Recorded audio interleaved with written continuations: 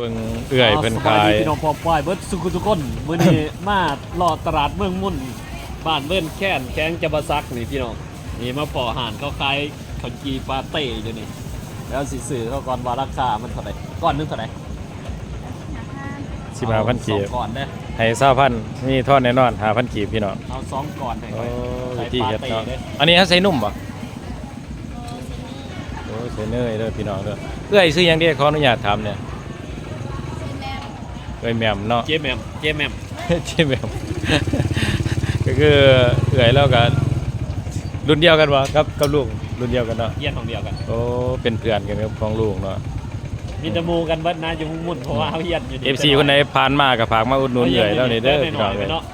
3 ปีแล้วเฮียนน่ะ แม่นแต่เข้ามัธยม โอ้วิธีเฮ็ดพี่น้อง แต่ว่าบ่ได้มามุ่นนี่30กว่าปีแล้ว ปฏิปาติเอ้ยเจ้าขายอยู่นี่ทุกมือวะ แม่น เดี๋ยวนี้ข่อยก็เฮ็ดอันนั้นยาพื้นเมืองขายเป็นประเภทยาปัวกระเพาะยาปัวตับปัวดิสรวงยังหลายอย่างอยู่ขาย กับขายดีอยู่เลยเนาะแต่ละมือเนาะเพราะใดอยู่เอ้ย เท่าใด เพราะใดอยู่เนาะเพราะใดเลี้ยงดูเลี้ยงผัวว่าจันซะบัดเขาจีนนี่เขาไปรับมาวะหรือว่าของเขาเอง ฝากมาที่เซ่ โอ้ฝากมาเตอเซ่เด้อทุกคนเด้อ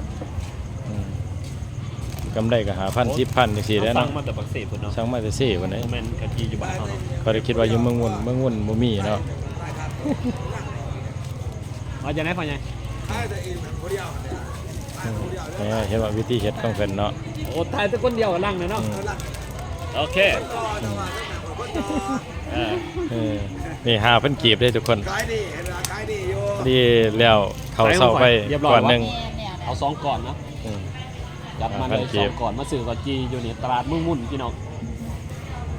เดี๋ยวนี้เขาเอิ้นตลาดเมืองใหม่เนาะเอ้ย ใส่ เนาะ ทงเนื้อข่อยเด้อ เขาเอิ้นตลาดเมืองใหม่ ใส่ทง เมืองใหม่เขาเศร้าเอิ้นแต่เมืองมนเขาได้งงกับชื่อ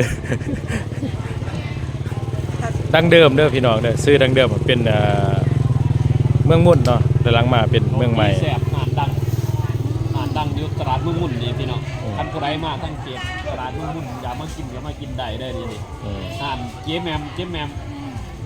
ตลาดเมืองมุ่นอยู่สนตลาดนี้เลยทางใต้น้อยหนึง เป็นขายอยู่ทุกมื้อ ทุกวันว่าเขามาขายทุกวัน อันนั้นถามในเอื้อยบัตรค่าตลาดค่าสถานที่เขาแพงบ่อยู่พี่ โอ้ก็บ่แพงปานใดดอก มื้อหนึงจักพัน มือนึงมันถือไป10ปลายพลาด 10โอ้14-15,000 กีบนะบ่โอ้ ถ้าเราเสียมันก็เป็นปีนะ โอ้เขาเก็บเป็นปีวะ ใช่ถือแต่วันนึง10ปลายพลาด บ้านหนึ่งชิดไปพันกีบเนาะพี่น้องเนาะก็ถือว่าโอเคเนาะราคากับโบแพงราคาจับต้องได้กันเนาะ